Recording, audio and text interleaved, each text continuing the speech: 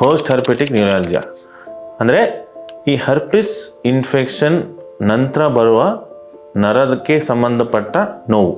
So ಈ herpes infection ಏನಂತ ಹೇಳಿದ್ರೆ ಆಲ್ಮೋಸ್ಟ್ ಎಲ್ರಿಗೂ ಗೊತ್ತಿರುವಂಥದ್ದೇ. ಸೊ ಈ ಹರ್ಪಿಸ್ ವೈರಸ್ ಎನ್ನುವ ಇನ್ಫೆಕ್ಷನ್ ಆಗತ್ತೆ.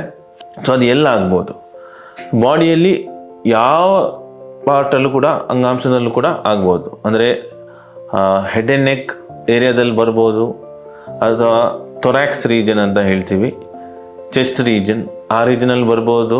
ಕಾಲು ಕೈಯಲ್ಲೂ ಕೂಡ ಕಾಣಿಸ್ಕೋಬೋದು. ಬಟ್ ಮೋಸ್ಟ್ ಕಾಮನ್ ಆಗಿ ಬರುವಂಥ ರೀಜನ್ ಅಂತ ಹೇಳಿದ್ರೆ ಥೊರಾಸಿಕ್ ರೀಜನ್, ಸೊ ನಮ್ಮ ಎದೆ ಭಾಗ. ಹಾಗೂ ಸೆಕೆಂಡ್ ಕಾಮನ್ ಅಂತ ನೋಡಿದರೆ ಮುಖದ ಭಾಗ. ಸೊ ಈ ಇನ್ಫೆಕ್ಷನ್ ಯಾವ ರೀತಿ ಆಗತ್ತೆ? ಸೊ ಇದೊಂದು ಕಾಮನ್ ಯಾವುದೇ ಒಂದು ವೈರಲ್ ಇನ್ಫೆಕ್ಷನ್ ಥರ. ಸೊ ಅದು ಇನಿಷಿಯಲ್ ಸ್ಟೇಜಸ್ ಆಫ್ ಇನ್ಫೆಕ್ಷನ್ ನೋಡಿದ್ರೆ ಸ್ಕಿನ್ನಲ್ಲಿ ನಿಮಗೆ ಚೇಂಜಸ್ ಕಾಣಿಸ್ಕೊಳ್ಳುತ್ತೆ. ಸೊ ಆ ಸ್ಕಿನ್ನಲ್ಲಿ ಗುಳ್ಳೆ ಥರ, ನೀರು ತುಂಬಿದ ಗುಳ್ಳೆ ಥರ ಕಾಣಿಸ್ಕೊಳ್ಳುತ್ತೆ. ಸೊ ಅದರದ್ದು ಇನಿಷಿಯಲ್ ಸ್ಟೇಜಸ್.